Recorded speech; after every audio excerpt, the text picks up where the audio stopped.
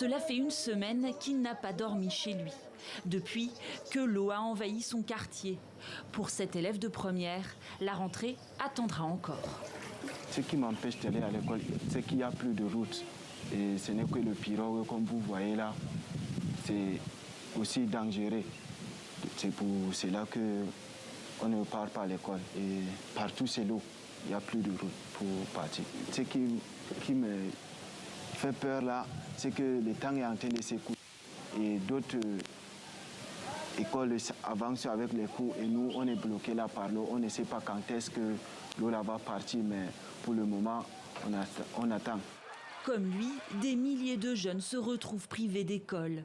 Pour continuer de s'y rendre, certains utilisent des pirogues. C'est le cas de ces deux élèves de terminale.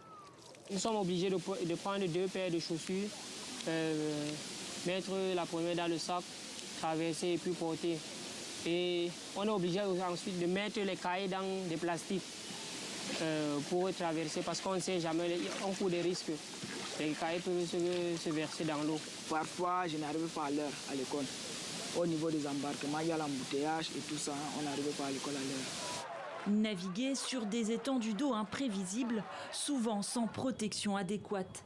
C'est devenu la routine pour de nombreux élèves depuis le début de ces inondations qui paralysent une partie de l'extrême nord du Cameroun.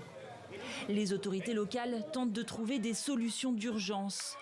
Des élèves ont été regroupés dans les établissements situés hors des zones sinistrées. Mais le matériel manque encore. Il faudra 1280 tables bancs supplémentaires. Nous aurons besoin de 44 tableaux mobiles. Et il faut ajouter à cela 2 pirogues à moteur pour la traversée du personnel enseignant, puisque nous avons dit qu'aucun élève ne doit traverser l'eau. Voilà. L'eau qui est très, très, très profonde. Et nous avons parlé aussi de gilets de sauvetage. Il faut une centaine. Selon l'ONU, plus de 70 000 élèves camerounais attendent toujours de pouvoir revenir à l'école.